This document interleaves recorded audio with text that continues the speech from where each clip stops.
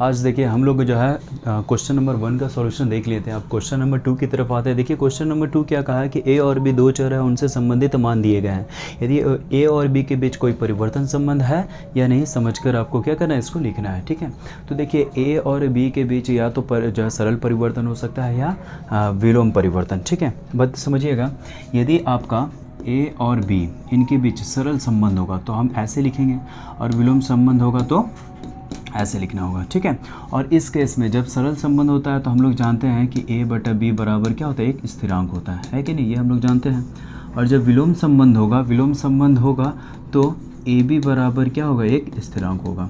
तो इन्हीं नियम का हम लोग का प्रयोग करके दिखाना है कि इन दोनों में से ये जो है वो किसको फॉलो कर रहा है। ठीक है, तो ध्यान समझिएगा। ये क्या था कि ये भी बढ़ेगा और ये भी बढ़ेगा, दोनों बढ़ना चाहिए। यहाँ पे देखो a बढ़ा 18 तो b 3 है, लेकिन a जब घट रहा तो b जो है घट नहीं रहा। ठीक है, ये 3 और ये 27/4 लगभग आपका 6 पॉइंट समथिंग आएगा।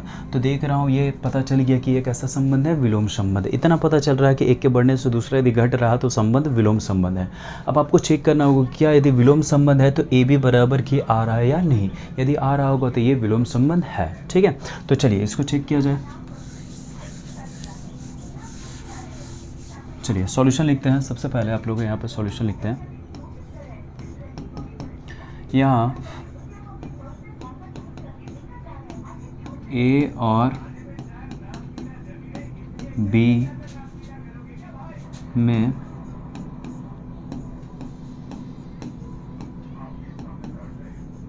संबंध को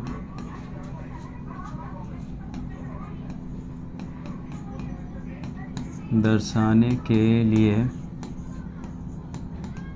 हमें ए बी बराबर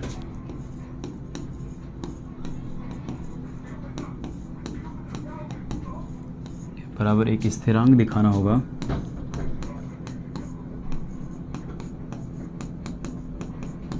जो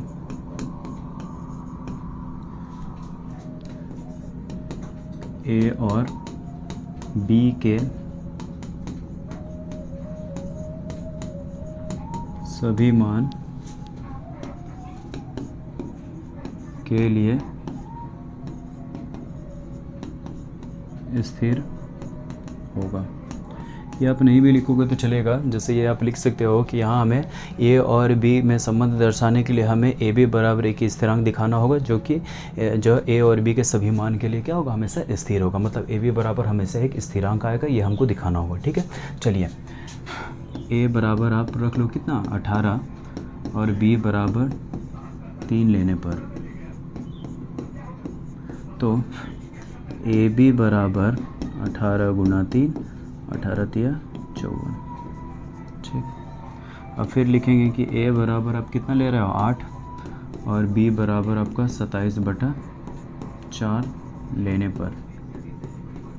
ओके, तो यहाँ पे आपका जो ए बी का मान आ रहा है वो क्या आ रहा है 8 गुना 27/4। 4 से 8 कितने, 2 बार में 27 दूना 54। यहाँ पे भी 54 आया। चलिए अब थोड़ा यहाँ चेक कर लिया जाए। अब ए बराबर आप 12 ले लो और बी बराबर क्या 9/2। तो ए बी बराबर आपका 12 × 9/2। 2 से 1 कट गया, 6 9 छके 54। फिर ए बराबर आप रख लो 6 और बी बराबर क्या 9। तो ए बी का मान जो है 6 × 9 इक्वल टू कितना 54।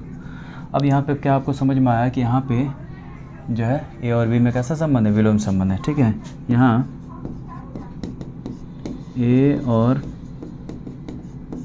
बी में कैसा संबंध है, विलोम संबंध है। विलोम संबंध है और ए बी बराबर के अर्थात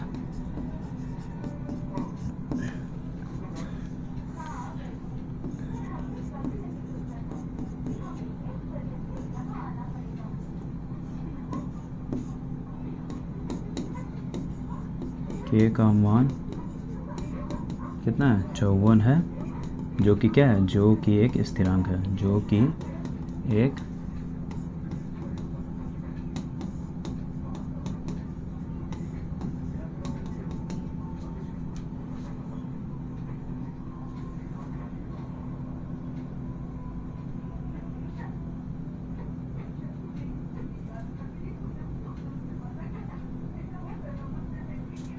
चलिए ये हो गया इस क्वेश्चन का सॉल्यूशन। ओके, देखिए सबसे पहले क्या है कि यहाँ ए और बी में संबंध को दर्शाने के लिए हमें ए बी बराबर की स्थिरांक दिखाना होगा जो ए और बी के सभी मान के लिए क्या होगा, स्थिर होगा।